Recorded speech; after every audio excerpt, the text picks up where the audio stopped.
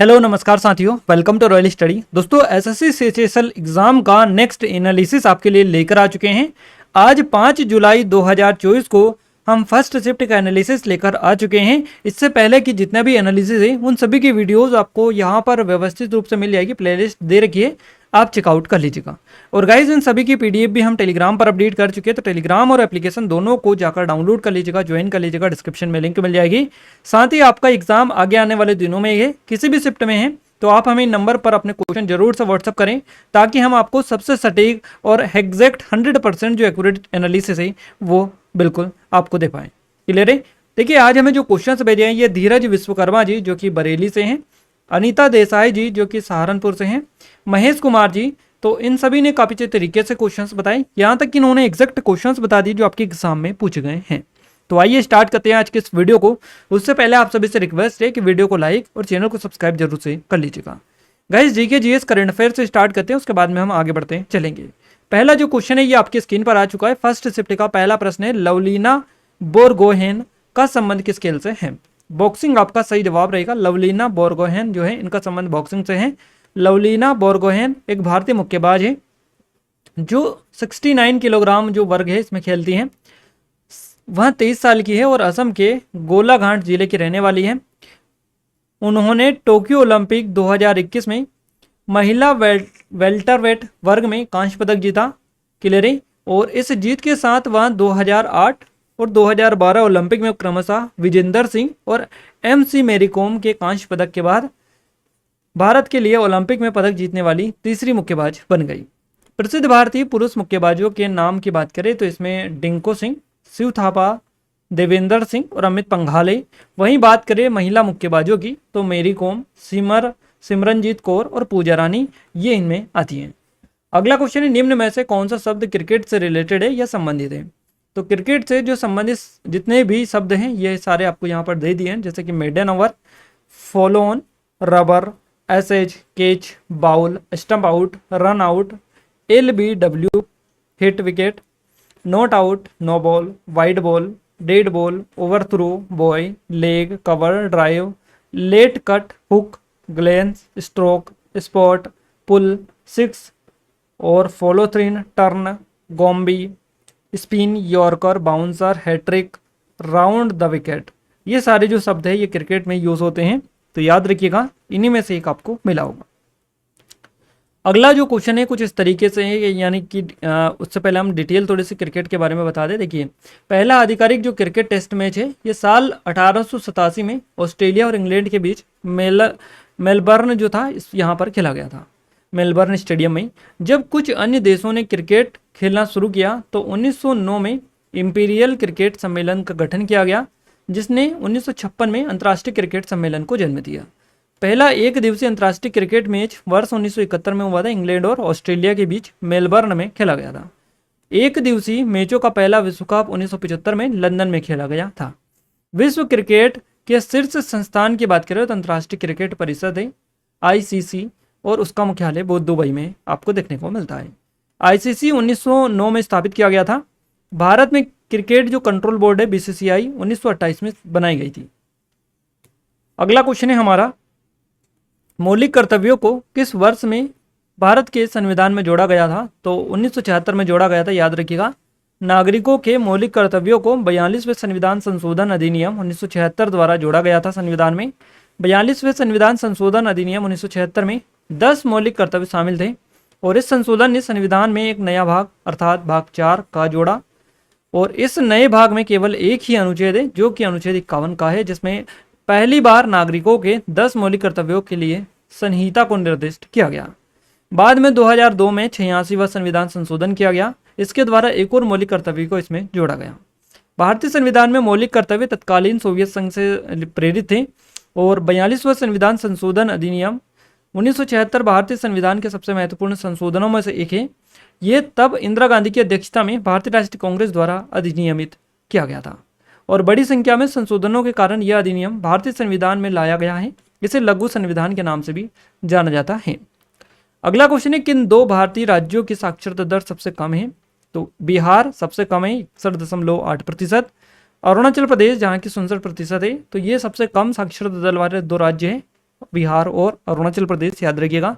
2011 की जनगणना के मुताबिक सबसे कम साक्षरता दर बिहार की है 73.07%। क्लियर है। और 2011 की जनगणना के अनुसार उच्चतम साक्षरता दर कहाँ की है, तो केरल की है 93.9%, मिजोरम की है 91.06%। तो याद रखिएगा ये डेटा। आप भारत में पहली बार जनगणना जो है लॉर्ड मेयो के शासनकाल के दौरान हुई थी, और 2011 की जनगणना के जो जनगणना आयुक्त थे सी चंद्रमौली थे। लक्षद्वीप जनसंख्या की दृष्टि से भारत का सबसे छोटा केंद्रशासित प्रदेश है, और 2011 की जनगणना के अनुसार भारत की जनसंख्या जो है 121.10 मिलियन है।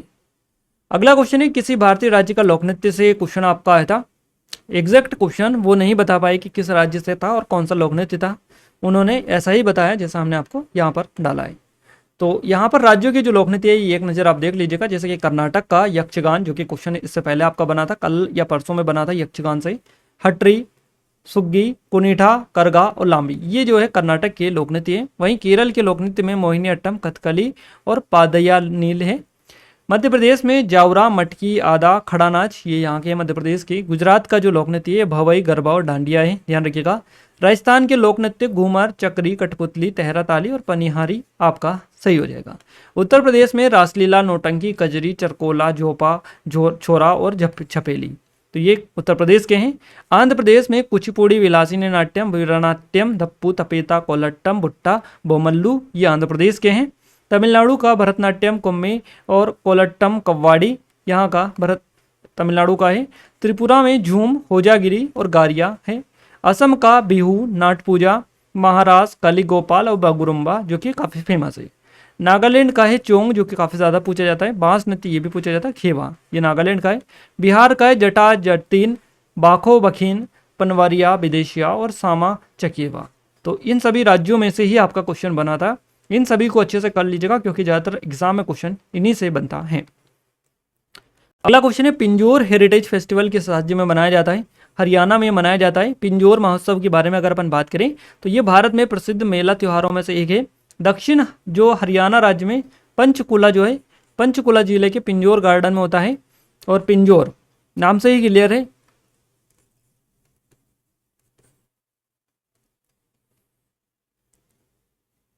आते हैं यहाँ पर। पिंजौर हेरिटेज फेस्टिवल एक वार्षिक मेला जो पिंजौर के रिच हेरिटेज गार्डन में चुपके चुपके जाने का मौका देता है। और उद्यान में एक दिलचस्प 7 अवरोही स्तर की व्यवस्था है जो इसे मुगल शासकों द्वारा स्थापित किया गया था। हरियाणा पर्यटन विभाग द्वारा हर साल दिसंबर के महीने में पिंजौर पंचकुला हरियाणा के यादवेंद्र गार्डन में पिंजौर हेरिटेज फेस्टिवल मनाता है, इसका आयोजन करता है। पिंजौर मेला उत्सव जो है वर्ष 2006 में शुरू हुआ था, तो ये भी आप ध्यान रखिएगा। अगला क्वेश्चन है, बंकिम चंद्र चटर्जी के उपन्यास आनंद मठ के में निम्नलिखित में से किसका उल्लेख है? 18वीं शताब्दी के आखिर में बंगाल में आए अकाल और सन्यासी विद्रोह दोनों का उल्लेख मिलता है आनंद मठ उपन्यास में, जो कि बंकिम चंद्र चटर्जी का है। बंकिम चंद्र चटर्जी के उपन्यास आनंद मठ में 18वीं शताब्दी के आखिर में आए बंगाल में अकाल और सन्यासी विद्रोह का उल्लेख है। ये उपन्यास 1763 से 1800 ईस्वी के बीच हुए इस विद्रोह पर आधारित है। इसे बंगाली और भारतीय साहित्य का सबसे महत्वपूर्ण किताबों में से एक माना जाता है। इस उपन्यास में बंकिम चंद्र चटर्जी ने अंग्रेजों से आज़ाद भारत की कल्पना की थी। उन्होंने इसमें अप्रशिक्षित सन्यासी सिपाहियों को अनुभवी शाही फौज से लड़ते और अंग्रेजों को हराते दिखाया गया था। अगला क्वेश्चन है, संविधान के अनुच्छेद से क्वेश्चन बना था और ये एग्जैक्ट हमें नहीं मिल पाया कि किस आर्टिकल से पूछा था, बट इस तरह का क्वेश्चन बना था। अनुच्छेद 2 का मसौदा 5 नवंबर 1948 को संसद में पेश किया गया था। अनुच्छेद 2 संसद का कुछ खास तरह की शक्तियां देता है संसद को। अनुच्छेद 2 के मुताबिक संसद के पास कुछ परिस्थितियों में किसी नए राज्य की स्थापना या प्रवेश के लिए कानून बनाने की शक्ति होती है। अनुच्छेद 2 के मुताबिक संसद किसी राज्य के क्षेत्रफल को घटा या बढ़ा सकती है। और अनुच्छेद 2 के मुताबिक संसद राज्य की सीमाओं को में बदलाव कर सकती है। हालांकि संसद कानून पारित करके नया केंद्रशासित प्रदेश स्थापित नहीं कर सकती, इसके लिए संवैधानिक संशोधन करना जरूरी होता है। अगला क्वेश्चन है, संयुक्ता पाणिग्राही भारत की प्रसिद्ध देश नर्तकी हैं। तो ये ओडिसी नर्तकी है, संयुक्ता पाणिग्राही इनका नाम है। संयुक्ता पाणिग्राही भारत की प्रसिद्ध ओडिसी नृत्यांगना है। उन्हें 1974 में पद्मश्री, 1975 याद रखिएगा, और संगीत नाटक अकादमी पुरस्कार से सम्मानित किया गया था। उनकी मृत्यु के बाद उनके पति थे रघुनाथ पाणिग्राही, ने उनके नाम पर 1999 में संयुक्ता पाणिग्राही मेमोरियल ट्रस्ट नाम से एक ट्रस्ट का गठन किया, जिसने ओडिसी नृत्य को बढ़ावा दिया। 2001 से उनकी जयंती पर हर साल ट्रस्ट नवोदित नर्तकियों को छात्रवृत्ति प्रदान कर रहा है और ओडिसी नृत्य के क्षेत्र में उत्कृष्टता प्रदान करता है। अगला क्वेश्चन है, प्रसिद्ध बृहदेश्वर मंदिर देश में स्थित है, तो ये तमिलनाडु में स्थित है। बृहदेश्वर मंदिर को राजा राजेश्वरम या पेरू वुदैयार कोविल मंदिर के नाम से भी जाना जाता है। यह एक हिंदू मंदिर है जो भगवान शिव को समर्पित है। यह कावेरी नदी के दक्षिण तट पर स्थित है। इसे तमिल शासक राजा चोल प्रथम ने बनवाया था और यह यूनेस्को के विश्व विरासत स्थल का एक हिस्सा है, जिसे गंगा कोंडा चोलपुरम या एरावतेश्वर मंदिर के साथ महान जीवित चोल मंदिरों के रूप में जाना जाता है। इसे दक्षिण मेरू के नाम से भी जाना जाता है। अगला क्वेश्चन है, निम्नलिखित में से कौन सा एक प्रसिद्ध हिंदुस्तानी शास्त्रीय गायक थे? पंडित भीमसेन जोशी आपका करेक्ट आंसर रहेगा। पंडित भीमसेन गुरुराज जोशी एक हिंदुस्तानी शास्त्रीय परंपरा में कर्नाटक के एक भारतीय गायक थे। भक्ति संगीत की अपनी प्रस्तुतियों के लिए जाने जाते थे और वह हिंदुस्तानी शास्त्रीय संगीत की किराना घराने की परंपरा से ताल्लुक रखते थे। इन्हें 2008 में भारत के सर्वोच्च नागरिक पुरस्कार भारत रत्न से सम्मानित किया गया था। अगला क्वेश्चन है, शास्त्रीय नृत्य से, अब यहाँ पर भी ये एग्जैक्ट नहीं मिल पाया कि शास्त्रीय नृत्य से क्या क्वेश्चन बना था। क्वेश्चन है आपका, देखिए डिटेल थोड़ी सी हम समझा देते हैं। संगीत नाटक अकादमी ने 8 भारतीय शास्त्रीय नृत्य शैलियों को शास्त्रीय नृत्य का दर्जा दिया है या शास्त्रीय दर्जा दिया है। भरतनाट्यम जो कि तमिलनाडु का है, कथक उत्तर प्रदेश उत्तर पश्चिम मध्य भारत का है, कथक उत्तर प्रदेश का, कथकली केरल का हो जाएगा, कुचिपुड़ी आंध्र प्रदेश का, ओडिसी ओडिशा का, मणिपुरी मणिपुर का, मोहिनी अट्टम केरल का हो जाएगा। केरल में 2 शास्त्रीय नृत्य, कथकली और एक मोहिनी अट्टम है, तो इन दोनों को याद रखिएगा। क्वेश्चन इस तरह से भी बनता है कि ऐसा एकमात्र भारतीय राज्य कौन सा है जहाँ पर 2 शास्त्रीय नृत्य है, तो ये केरल राज्य जहाँ का हो जाएगा कथकली और मोहिनी अट्टम केरल का। सतरिया कहाँ का हो जाएगा? असम का। तो ये कुछ 8 जो शास्त्रीय नृत्य है इनको आप अच्छे से कवर करिएगा। अगला क्वेश्चन है, 2024 में ब्रिटेन ने भारत में अपना नया उच्चायुक्त किसे नियुक्त किया? क्वेश्चन हो सकता है इस तरह से कि भारत गणराज्य में ब्रिटिश उच्चायुक्त किसे नियुक्त किया गया 2024 में? लिंडी कैमरन आपका करेक्ट आंसर रहेगा। ब्रिटेन में ने लिंडी कैमरून को भारत में अपना नया उच्चायुक्त नियुक्त किया है। कैमरून निवर्तमान अलेक्सन एलिस का स्थान लेगी। कैमरून भारत में ब्रिटेन की उच्चायुक्त नियुक्त होने वाली पहली महिला ये बनी है। कैमरून को एलेक्स एलिस के उत्तराधिकारी के रूप में भारत गणराज्य में ब्रिटेन का उच्चायुक्त नियुक्त किया गया है। अगला क्वेश्चन है, किस कंपनी ने AI फॉर ऑल पहल शुरू की? तो इंटेल के द्वारा की गई AI फॉर ऑल ये जो पहल शुरू की है ये की है इंटेल ने। इंटेल ने केंद्रीय माध्यमिक शिक्षा बोर्ड यानी कि CBSE central board of secondary education शिक्षा मंत्रालय के सहयोग से भारत में सभी के लिए कृत्रिम बुद्धिमत्ता यानी कि आर्टिफिशियल इंटेलिजेंस AI की बुनियादी समझ पैदा करने के उद्देश्य से AI फॉर ऑल पहल शुरू करने की घोषणा की है। इंटेल की जो स्थापना है ये 18 जुलाई को हुई 1968 को। ध्यान रखिएगा, इंटेल का मुख्यालय सांता क्लारा कैलिफोर्निया संयुक्त राज्य अमेरिका में है, तो आपको ये ध्यान रखना है। अगला क्वेश्चन है, कन्नौज के लिए त्रिपक्षीय संघर्ष निम्नलिखित में से किन सेनाओं द्वारा लड़ा गया था? तो ये गुर्जर प्रतिहार राष्ट्रकूट और पाल राजवंश के द्वारा लड़ा गया था। 750 से 1000 ईस्वी के बीच उत्तर भारत और दक्कन में कई शक्तिशाली साम्राज्यों का उदय हुआ। पाल प्रतिहार राष्ट्रकूट सबसे प्रमुख थे। पालो गुर्जर प्रतिहारों और राष्ट्रकूटों के बीच निरंतर प्रतिद्वंदिता को त्रिपक्षीय संघर्ष या 3 प्रमुख शक्तियों के बीच संघर्ष कहा गया था। करंट अफेयर से 2 से 3 क्वेश्चन आपके बने थे। मैग्रो वन विकास यानी कि मैग्रो वन किस राज्य में बड़े पैमाने पर पाए जाते हैं? इस तरह से पश्चिम बंगाल आपका करेक्ट आंसर रहेगा। सुंदरी वृक्ष मुख्य रूप से पश्चिम बंगाल में पाए जाते हैं। मैग्रो एक झाड़ीदार या छोटे पेड़ होते हैं जो तटी खारे या खारे पानी में उगता है। तो मैग्रो नमक सहिष्णु वृक्ष हैं जिन्हें हेलोफाइट्स भी कहा जाता है और ये जो है कठोर तटीय परिस्थितियों में भी रहने के अनुकूल होते हैं। जल जनित कीचड़ की कम ऑक्सीजन एनॉक्सिक स्थितियों के अनुकूल ये होते हैं। अगला क्वेश्चन है, भारत का संविधान 47वां संशोधन अधिनियम 1984 से क्वेश्चन बना था, ये एग्जैक्ट नहीं मिल पाया। तो भारत के संविधान में 47वें संशोधन जिसे आधिकारिक तौर पर संविधान का जो 47वां संशोधन अधिनियम है 1984 इसके नाम से जाना जाता है। इसने संविधान की 9वीं अनुसूची में संशोधन किया और भूमि सुधारों से संबंधित 14 जो कानून है ये इसके तहत जोड़े गए हैं। कंप्यूटर से 2 क्वेश्चन बने हैं, जो ही आपके 2 क्वेश्चन जो बने हैं 2 हमें एग्जैक्ट नहीं मिल पाए कि क्या क्वेश्चन बने थे, है ना।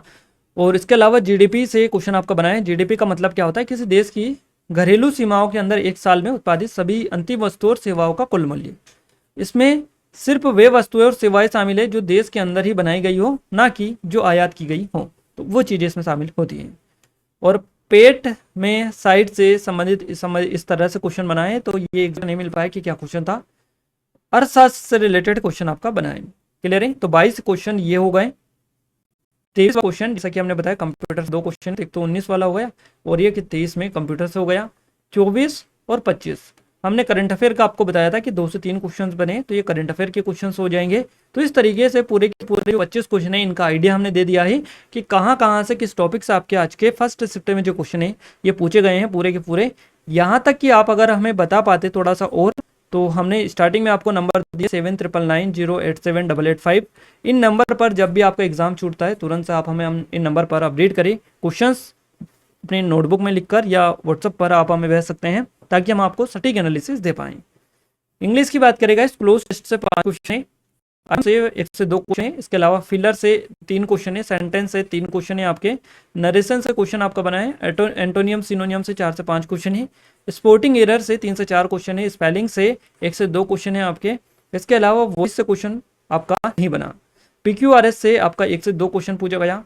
मैथ्स में SIC से 1 क्वेश्चन बना है, नंबर सिस्टम से 1 क्वेश्चन आपका है, सरलीकरण से भी 1 क्वेश्चन है, और 2D 3D मेंसुरेशन में 2 क्वेश्चन है आपके, प्रतिशत में आपके 102 से 3 क्वेश्चन है, लाभानी में 2 से 2 क्वेश्चन है आपके, समीकार्य से 1 क्वेश्चन पूछा गया, रेलगाड़ी से 1 क्वेश्चन पूछा गया, चाल दूरी और समय से औसत चाल दूरी से 2 है, DI से 3 क्वेश्चन है, ट्रिग्नोमेट्री से 1 क्वेश्चन है, पाई चार्ट से 1 क्वेश्चन है, अलजेब्रा से 2 क्वेश्चन पूछे गए, LCM SCF से क्वेश्चन आपका 1 बना है, बोर्ड मास से भी 1 बना है, ज्योमेट्री से हमने ऑलरेडी आपको बता दिया 2 क्वेश्चन है, प्रायिकता से 1 क्वेश्चन है, और बेलन गोला शंकु इसमें आ गया 2D 3D में 2 से 3 क्वेश्चन बने हैं। रीजनिंग में बात करेगा, कोडिंग डिकोडिंग से 3 क्वेश्चन है, एनालॉजी से 2 क्वेश्चन है, सिमिलर सेट से 2 क्वेश्चन है, नंबर सीरीज से 2 क्वेश्चन है आपके, ब्लड रिलेशन से 1 क्वेश्चन पूछा गया, रिपीटेड सीरीज से 1 क्वेश्चन है, अल्फाबेट सीरीज से 1 क्वेश्चन है, पासे से 2 क्वेश्चन है, दिशा निर्देशन से 1 क्वेश्चन है, मैथमेटिकल ऑपरेशन से 3 क्वेश्चन है, स्लोज 1 क्वेश्चन है, क्वालिफिकेशन कैलेंडर से 2 क्वेश्चन है, मिसिंग नंबर से 1 क्वेश्चन है, मिसिंग मिरर इमेज से 2 क्वेश्चन है, अगली आकृति से 1 क्वेश्चन है, और आकृति में त्रिभुज गिनना इससे भी 1 क्वेश्चन बनाए। चारों सब्जेक्ट का पूरा डेटा ओवरव्यू हमने आपको कवर करवा दिया कि कहाँ से किस टॉपिक से क्वेश्चन आपके एग्जाम में पूछे गए, ताकि आप आगे की जो तैयारी है और अच्छे तरीके से कर पाए। सटीकता के साथ में जो टॉपिक आपके एग्जाम में ज़्यादातर देखने को मिल रहे हैं, इनको आपको एग्जाम में पढ़कर जाना है ताकि आप और अच्छा स्कोर अपने एग्जाम में कर पाएँ। क्लियर है? और इस वीडियो को अपने दोस्तों के साथ शेयर अभी तक नहीं किया तो आप सभी से रिक्वेस्ट है कि जरूर से शेयर कर दीजिएगा ताकि हमें सपोर्ट मिले, मोटिवेशन मिले आपके लिए, और अच्छी से अच्छी वीडियोस हम लाने की कोशिश करते रहें। इस वीडियो की PDF आपको टेलीग्राम पर मिल जाएगी, एप्लीकेशन पर मिल जाएगी, दोनों के लिंक आपको इस वीडियो के डिस्क्रिप्शन में मिल जाएगी। क्लियर है? वीडियो को लाइक शेयर करना बिल्कुल भी ना भूलें, चैनल को भी सब्सक्राइब आप कर लीजिएगा। तो मिलते हैं हमारे नेक्स्ट शिफ्ट के एनालिसिस के साथ, तब तक के लिए जय हिंद, वंदे मातरम।